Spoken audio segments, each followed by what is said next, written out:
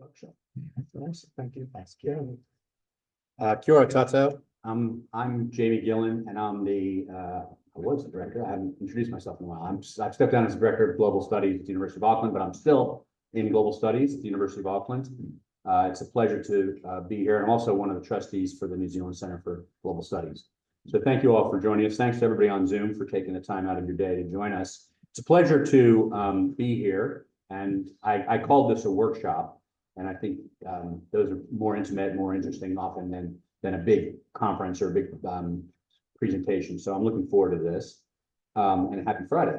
So it's my pleasure to introduce Ms. Cassandra Varanka, who is going to be speaking to us today on her research and policy interests in nuclear deterrence and disarmament, but she also maintains interests in counterterrorism, especially women's roles in counterterrorism and terrorism. Cassandra is a fellow American. Neither one of us are speaking on behalf of the United States government today, by the way. And she grew up in New Hampshire, right? But then moved next door to the great state of Vermont for undergrad in political science and peace and justice from St. Michael's College, and now is an international peace fellow at the University of Queensland, Australia. She has a lot of interest and background in policy and has advised in Congress, lives and works in DC when she's not in Queensland. And her academic work kind of follows on to her policy research with respect to nuclear considerations. Now, I was just speaking to Cassandra a moment ago about how important and pressing the nuclear conversation is right now at this moment in time, and how long it's been in the fabric of New Zealand for many, many decades. And Ken Graham, who's the former director of the New Zealand Center for Global Studies, is one of the leaders in this movement. With the AUKUS initiative now maturing, Christopher Luxon, for those of you who don't know, our Prime Minister is considering approaching AUKUS to join, which would have serious policy and societal implications for this country's strong anti-nuclear stance. So I am very excited. All of that to say, I'm very excited for your talk, and we'll hear from Cassandra for 20 minutes, and then we'll have a response from 20 minutes. We'll have a response from Ken for 10 minutes, and then we'll turn it over to you. So I'll step away, and let's all welcome Cassandra. Nuclear deterrence and disarmament, conflicting perspectives in an age of tension. Welcome.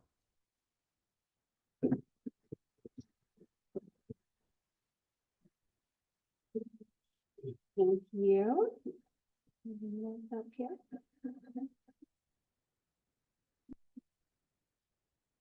Okay, so good afternoon, students and New Zealand Center for Global Studies staff and board members and other guests. I will give a special shout out to the students here. As you just heard me learn, I know it's the second to last week of your semester, and I can only imagine all of the demands on your time. So thank you for being here. It's an honor to be here to discuss the issue of nuclear disarmament, conflicting perspectives in an age of tension. My remarks today are based on the paper that I wrote and that was published by the New Zealand Center for Global Studies, which reviews the contributions made as a part of the New Zealand Center Symposium on this same topic held in August of 2023.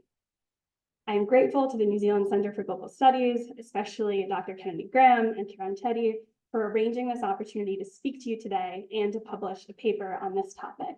Thank you for allowing me to be a part of this dialogue, both in writing and in person. Before we get into the heavy topic of nuclear weapons, I thought it would be nice to share a little bit about me that is not related to my professional or academic background, because what fun are those things? So yesterday, Kiran taught me about pepehas. I hope I said that correctly. And I just made a quick little one to share with you all. So kia ora, my mountain is Mount Lafayette, which is part of the Presidential Range in New Hampshire. It is a spectacular mountain, although I'm sure it has nothing on New Zealand. My body of water is Moose Pond, a place that I spend time with my family. Obviously, my last name is Varanka, given to me from my Ukrainian family, and my first name is Cassandra. So with that lighthearted introduction out of the way, we'll turn to what you actually came here for, the issue of nuclear disarmament. I'll start my remarks by touching on the threat posed by nuclear weapons and highlighting the types of risk that make up that threat. I'll then discuss the political legal considerations, central concepts, and the role of institutions as they intersect with this threat. And then finally, I'll discuss some potential paths forward, and these will be based on some of the suggestions offered by the symposium participants. Simply put, nuclear weapons pose a perilous threat to the global community. The doomsday clock is probably the most iconic indicator of the nuclear threat. It measures how close humanity is to destruction in increments until midnight. The clock now stands at just 90 seconds to midnight. This is an urgent call to take action to prevent catastrophe and a stark reminder of the need for effective nuclear disarmament strategies. The threat posed by nuclear weapons is exacerbated by 4 types of risks associated and inherent in their existence. These types are accidental, escalatory, doctrinal, and unauthorized acquisition. Accidental risk is very well documented. In the US alone, and as an American, I can most safely call out the mistakes of my own country, there is a long list of nuclear close calls. The lore of near nuclear accidents includes the dropping of a socket from a socket wrench that resulted in a nuclear armed missile exploding in its silo while armed, to a rogue bear setting off a cascade of events that resulted in the triggering of a false alarm that sent pilots scrambling to their aircraft prepared to fight a nuclear war. And these accidents all happened at the hands of a so-called responsible state. Escalatory risk refers to the possibility that a crisis or conflict using conventional weapons would escalate to a nuclear war. This type of risk is famously associated with the 1962 Cuban Missile Crisis, but as recently as 2003, Russia's defense ministry reportedly posed the idea of using tactical nuclear weapons as a means of de-escalation and conflict. In reality, this would likely only further escalate a crisis and lead to the retaliatory use of nuclear weapons. Doctrinal risk comes from deterrence policy. Nuclear weapons states maintain, modernize, and expand their nuclear weapons arsenals based on the belief that an adequate nuclear arsenal will dissuade other states from launching a nuclear attack. Inherent in this theory of deterrence is the threat to use nuclear weapons, which must be taken at face value. Deterrence only works if everyone actually believes that you are willing to use your nuclear stockpile. The final type of risk, unauthorized acquisition, is of a bit of a different nature. We cannot and should not assume that nuclear weapons will always be in the hands of nation states. While the risk of non-state actors gaining access to nuclear weapons or their delivery systems is fairly remote, political instability and insecurity, which we have no shortage of, heightens that risk. The possibility that nuclear weapons and their delivery systems could also now be sabotaged without physical access to these weapons also heightens this type of risk. Regardless of the type of risk, the potential impact of the use of nuclear weapons is catastrophic. The fallout and contamination from a nuclear explosion could leave affected areas uninhabitable for decades, and of course, massive loss of life. This leads to the central problem. How is the international community of states to manage the theory of deterrence and associated prospects of nuclear disarmament in the 21st century, while having regard to the risk and stake of nuclear conflict in the current decade of heightened strategic tension? I'll now cover the three dimensions related to this problem: political, legal considerations, central concepts of contemporary peace and security, and the role of international institutions. First, for the political legal. The United Nations Charter is the foundation of the current international political legal landscape, and Chapter 1 of the Charter lays out the 4 purposes of the United Nations, primarily the maintenance of international peace and security. Chapter 1, Article 2, lays out 7 principles, 2 of which are particularly relevant to the conversation today: the protection of the sovereign equality of all member states, and the obligation to refrain from threatening or using unlawful force against another member state. Deterrence theory is clearly at odds with these principles in the obligations of the UN Charter. As I noted earlier, deterrence theory really only works if states are credibly willing to use their nuclear arsenals. Or put more simply, possession of a nuclear weapon under deterrence theory is a threat to use a nuclear weapon. The political legal order has attempted to address this threat since its inception, and to that aim, there are two major legal instruments that have been brought into force to try to address the threat posed by nuclear weapons: the NPT, or Non-Proliferation Treaty, and the Treaty on the Prohibition of Nuclear Weapons. The NPT focuses primarily on preventing horizontal proliferation, preventing non-nuclear states from acquiring nuclear weapons. And in doing so, the treaty established a group of accepted nuclear states: China, France, the United Kingdom, the United States, and then the USSR, now Russia. The establishment of these nuclear states was supposed to be temporary, with Article 6 of the NPT calling for all parties to pursue negotiations in good faith on effective measures relating to the cessation of the nuclear arms race at an early date and to nuclear disarmament, and on a treaty on general and complete disarmament under strict and effective international control. Despite the clear call for disarmament under Article 6, there has been little progress toward this goal. Instead, the two distinct classes of nuclear weapons and non-nuclear weapon states remain and are a challenge to the principle of sovereign equality as established under Chapter 1 of the UN Charter. The second legal instrument, the TPNW, is the ultimate nuclear disarmament document, declaring all nuclear weapons to be illegal and committing state parties to non-possession. I'm going to talk a little bit more about this treaty later. Together, these two treaties show the bipolar approach to nuclear disarmament that has come to define the political legal landscape. Now we'll move on to some of the central concepts that affect the issue of nuclear disarmament. The UN Charter includes a number of security concepts that intersect with the issue of nuclear disarmament, where we once again find contradicting approaches. On the one hand, we have the concept of collective security, a concept that was first introduced through the League of Nations Covenant and was strengthened under the UN Charter, which also introduced regional collective security arrangements. This concept of collective security, however, is weakened by the concept of collective self-defense, which is also included in the UN Charter. Regional collective self-defense is at odds with the concept of global collective security, and that it either explicitly or implicitly identifies an aggressor to the global collective group. Collective security requires that all states work together toward international peace and security, not arrange themselves into sub-global adversarial alliances.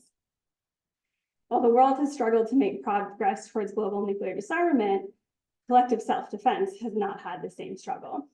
I'm going to leave my comments on this section here because I know that this is a favorite topic of Dr. Graham, and I expect that he'll want to add more on that later. Instead, I'll turn to an example of this issue with the Indo-Asia-Pacific region. So the Indo-Asia-Pacific region has become the global epicenter of nuclear threats, with 8 of the 9 nuclear armed powers operating in the region. We have the United States, who has maintained their presence in the Indo-Asia-Pacific since the bombing of Hiroshima and Nagasaki. We have NATO's Look East policy, which has France maintaining its strategic interest. The UK has recommitted to the region. And then, of course, there are tensions between the United States and Russia, the US and China. There are regional tensions between India and Pakistan, and to some extent, tensions between Russia and China. The region is a clear example of how collective self-defense has reinforced not collective security, but a complex web of adversaries that undermine collective security. It is important to note that despite the exaggerated nuclear threat and the array of actors I just listed off in the Indo-Asia-Pacific, neither bilateral agreements nor the NPT have yet been or seem capable of changing the severity of the threat in this region. Finally, to the role of institutions in nuclear disarmament. The United Nations as an institution has struggled to produce tangible progress toward nuclear disarmament. The General Assembly and the Security Council were largely responsible for the Non-Proliferation Treaty, which has, for the most part, successfully prevented horizontal proliferation. However, despite the clear language, which I noted earlier, in Article 6, calling on all parties to pursue negotiations and effective measures towards nuclear disarmament, the treaty has only been successful in horizontal proliferation and has not been successful in addressing vertical proliferation. It is notable that of all the unilateral and bilateral agreements that have helped reduce nuclear stockpiles, not one has been the direct result of the NPT.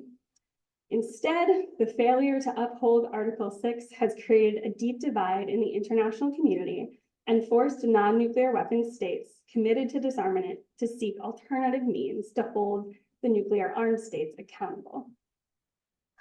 The Security Council itself has become an actual obstacle to addressing the threats posed by nuclear weapons.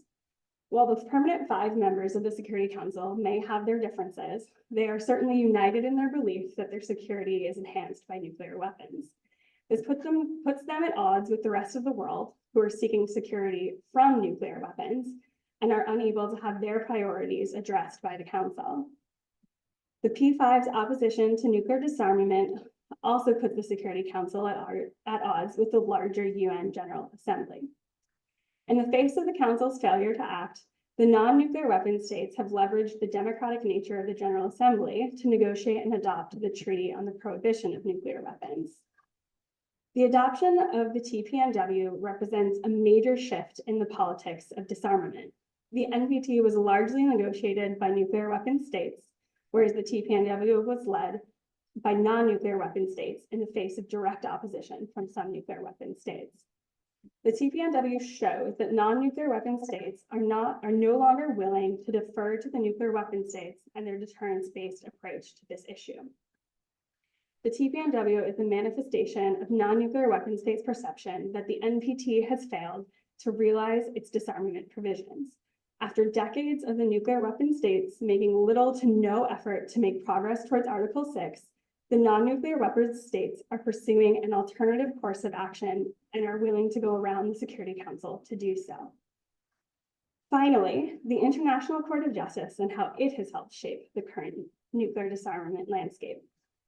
The International Court of Justice adjudicates legal obligations that bind states under international law and was asked to offer an advisory opinion by 28 states who filed a request over their frustrations to uphold Article 6 of the NPT. The ICJ's 1996 landmark advisory opinion examined the legality of the threat or use of nuclear weapons and found that the use of nuclear weapons and the threat of use was generally illegal. The opinion also found that there was a binding obligation not only to pursue in good faith, but to actually conclude negotiations leading to nuclear disarmament. In spite of these findings, 4 decades later, the P5 and the Security Council have failed to act. So with all of these contradictions, stalemates, and failures outlined, what should happen next? To return to the Treaty on the Prohibition of Nuclear Weapons, I don't think the extent to which the TPNW marks a big shift can be overstated. Non-nuclear weapons states are no longer willing to let nuclear weapons states dominate the nuclear discourse and keep the focus on individual and collective self-defense. With the TPNW, the humanitarian perspective has entered the narrative around nuclear weapons, as well as the legal framework, and is pushing back against the security-based narrative of the nuclear weapons states. Despite this historic shift, it is unlikely that nuclear weapons states will accept or join the TPNW, and they certainly will not do so as long as they're holding on to deterrence theory. But they need to do something in acknowledgement of this shift and the TPNW and what it represents. The nuclear weapons states must engage in confidence-building measures that reflect the growing support for the TPNW and the humanitarian discourse on nuclear weapons. They can choose to do so using their preferred vehicle, the NPT, and use the NPT review cycle to demonstrate their commitments under Article 6. But they should also engage in other confidence-building measures like the adopting of a policy of no first use. No first use policy is exactly what it sounds like, a commitment not to use nuclear weapons first in a conflict, which addresses some of the escalatory and doctrinal risk discussed earlier.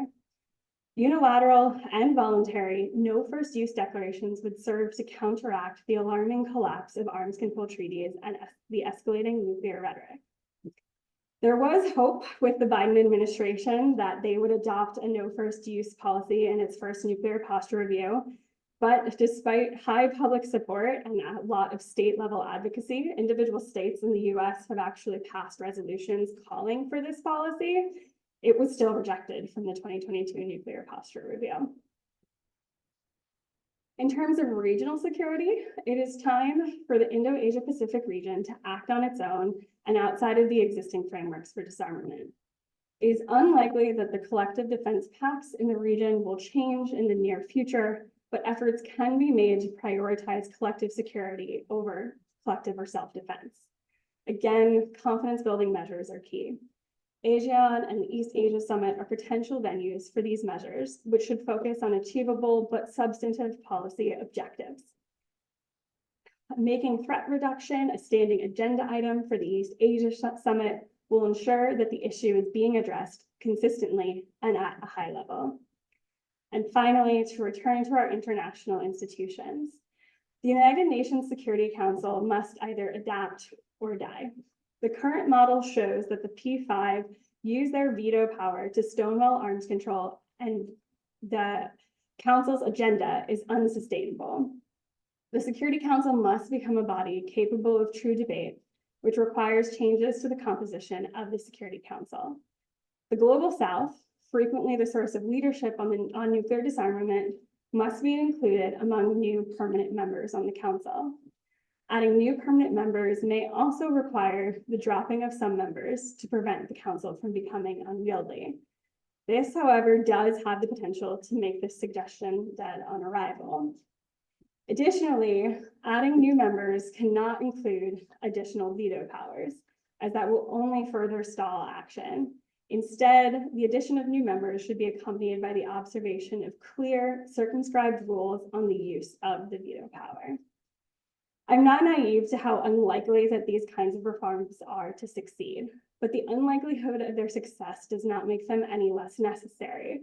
And without these changes, the legitimacy of the United Nations will erode, leaving both the nuclear disarmament and other critical UN missions in peril. I'll leave it on that note for now, but I look forward to speaking more with you guys in the question and answer. Yeah. Okay, thank you, Cassandra. That was a lot to chew on and really consequential for all of our thinking. I'm going to turn it over to Dr. Kennedy Graham, who's the founder and director of the New Zealand Center for Global Studies, who has a tremendous amount of experience and interest in this topic. Ken, would you like to come up here for the response so that the Zoomers can hear you? And we'll have Ken for about 10 minutes, and then we'll turn it over to the audience.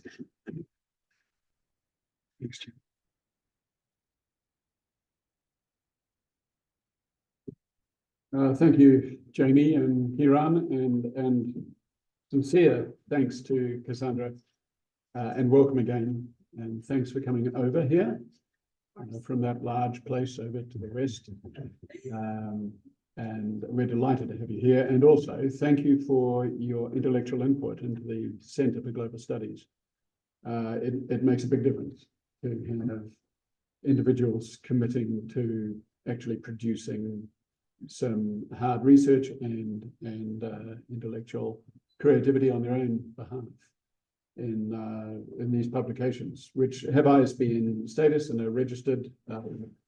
And as Cassandra said at the beginning, her paper and today's event essentially is the product of a symposium that the Centre held in August last year, 23, quite close to here, on this subject, word by word, nuclear deterrence and disarmament, conflicting perspectives in an age of tension. And the seminar we brought in people from Japan and Samoa, leading international thinkers, diplomats, and judges. Honorable Neroni Slade was judge of the International Criminal Court and other commitments. And then 4, I think, from Australia, and the rest of us from New Zealand. And it was an extremely good symposium. extremely good. We were very pleased with it. And so were, I think, the visitors. And we emerged with 7 written papers, which is another story again after the symposium where you talk, but then you basically have to make sure that your written stuff, which is on the record forever, meets the obvious standards. And we had 7 papers. And then Cassandra's job, which was by invitation but from the centre, was to then do a separate paper subsequently to the August-September publications that reflected on all 7. And thank you for that, because it was an extremely good job. And I really enjoyed working with Cassandra on it. And it does what it's meant to do, which is to, and her verbal presentation today reflects that. It's a verbal presentation of pretty much the gamut of how the discussion went, from risk and stake to current situation, intellectual, conceptual and institutional and legal, to concerns or conclusions, if you like, to recommendations. And that's your normal logical flow of any rigorous paper, especially academic, hopefully governmental and UN. And it was a good job, so thank you for that. I won't repeat that. There's just, as Cassandra said, it doesn't go without, it doesn't take much to notice the particular considerations, concerns and considerations that I carry with me. Having a background in the politics, if you like, of diplomacy, both in New Zealand government and United Nations, and then a bit of academic work to reflect on it and so on. And so let me just go through now and very quickly just make the following comments. The symposium's aim was to address the fundamental contradiction in the geostrategic structure of the contemporary era, essentially. As Cassandra said, on the one hand, reliance, on the other hand, repudiation of nuclear weapons. And that is a conceptual issue, stroke problem, that the international community of states, the global community of peoples, is wrestling with. And it's about as deep as any division around the world can go, whether it's climate change, pandemics, AI coming down the track or down the track already, and nuclear weapons. Those are arguably the existential questions. What the discussion did in August was actually raise the fact that there's a second equally important fundamental contradiction, and it's in the legal political structure that we live under since 1945. And that is, who governs the legal use of force and the response to the illegal use of force. We'll all be reassured to know that there's no such thing as war since 1945. There's only the legal use of force and the illegal use of force. And if we could just do, and we won't say lobotomy because it's no longer in vogue, if we could just do a self-indoctrination globally, 8 billion people, starting with ourselves as individuals today, and not use the word war, we'd go a long way. It's not about to happen, along with a few other things. But that is, if one wants to be ultimately rigorous, that is actually the factual situation. The 7 papers embraced both. The symposium tended to focus on that first contradiction, reliance, repudiation of nuclear weapons. The papers were a little bit broader, and because the discussion in August went beyond it, and so the papers reflected the second fundamental contradiction as well. And I just want to focus on 2 of them in particular. That is Professor Ramesh Thakker's quote, 5 propositions, and I'll just read them out quickly. 1, 9 countries seek security in nuclear weapons. 2, the overwhelming majority seek security from nuclear weapons. 3, The NPT embedded geopolitical preferences of the two superpowers at the time. 4, the TPNW substitutes contemporary normative vision for a nuclear weapon-free world. It's fundamentally different. 5, a reconciliation between the NPT on the one hand and the NPTW on the other hand will only occur if there is a reformation or a restructuring of the UN, especially the UN Security Council, or if it doesn't, then it's replacement. Now that's pretty strong vision and language, and Ramesh says as much in his last paragraph. But you can't not follow the intellectual logic of this stuff.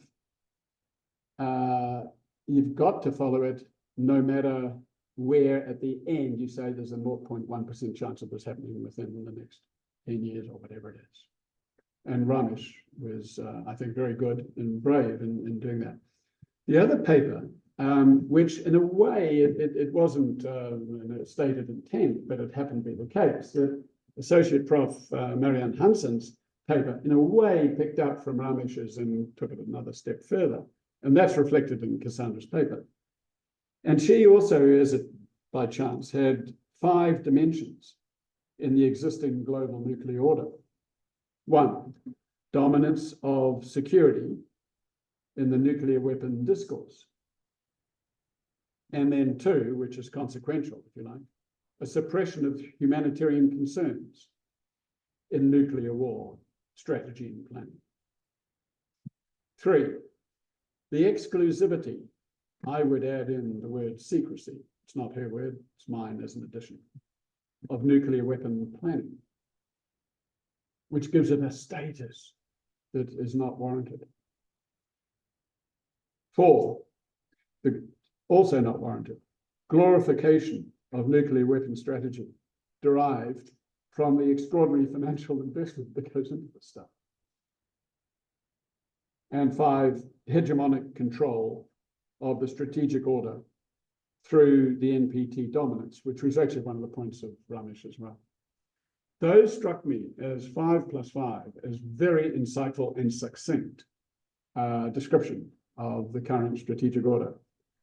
And I'll rest on this, and I'll finish now. My own concerns about, Cassandra touched on it, the inherent contradiction, and I devoted my life to the United Nations Charter and the United Nations working for it and so on.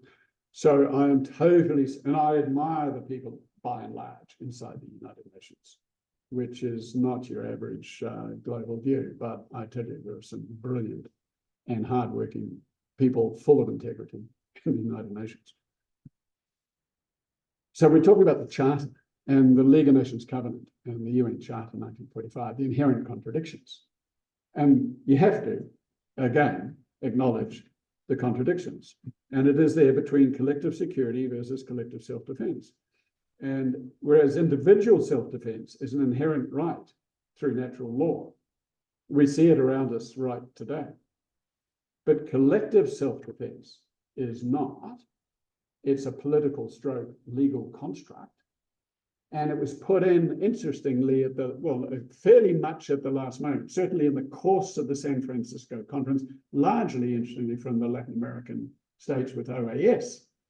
And it was all to do with Europe and North America and so on. So collective self-defense came into Article 51 rather late on. And the result is that you've got this unintended contradiction between global collective security, which is the essence, Article 2 and Article 39 and 42 and 48 on the one hand, and its derivative, regional collective security. We don't have time to go, and I wish we did, to go into the issue of regionality versus globality, but we don't. But there you go, Articles 52 to 54 on the one hand, and collective self-defense in Article 51 as an inherent contradiction. If you add the Security Council veto plus collective self-defense under Article 51, It is greater than global collective security, the ability to do it. Simple as that. And I'll finish there with one final personal comment. There are two fundamental criteria for judging each country's 193 plus equals 200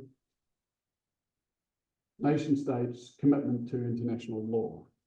One is the ICC's International Criminal Court Kampala Amendment on Aggression, which makes it a crime in international law and domestic law, if you ratify, to commit aggression against the United Nations Charter. There is now a legal definition of aggression. And it's up to 10 years in prison for the leader of a country, president. We've seen it out of The Hague recently, possibly, in one sense, in the sense of crimes against humanity, but not aggression. So ad bellum, aggression, it's a crime, 10 years in prison for the president and any other leader, defense minister, military head, who commits aggression against the UN Charter. How many states have ratified it? 45. 23% of the UN membership, not New Zealand. About 15 to 16 European countries, states, which has direct implication to NATO's Article 5, collective self-defense, which never gets the news, but not New Zealand. The second one is the TPNW. How many states? 7 have ratified? 7. 36%. New Zealand led that one, but we refuse to, and I know because I have led the charge unsuccessfully in New Zealand, we have refused to ratify the Kampala Amendment on Aggression for New Zealand's leaders. End of story. Thank you.